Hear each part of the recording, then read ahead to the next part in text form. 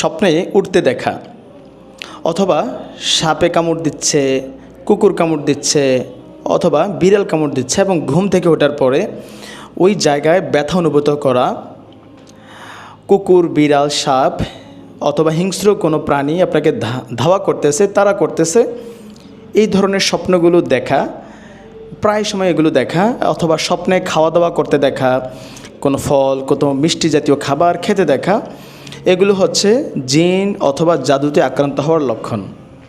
এই লক্ষণগুলো যদি আপনি অনুভব করেন অথবা আপনি বুঝতে পারেন, তাহলে দেরি না করে দ্রুত রুকিয়া চিকিৎসা নিন এবং রুকিয়ার মাধ্যমে আপনি যাচাই করে নিন আপনি আসলে জিন জাদুতে আসলে আক্রান্ত আছেন কিনা।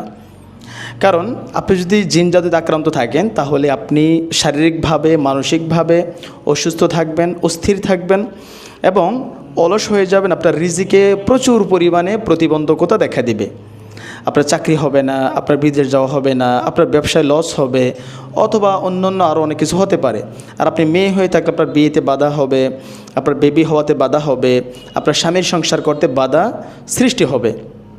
সো এই ধরনের প্রবলেমগুলো দেখা দিলে দ্রুত রুকিয়া চিকিৎসা নিন।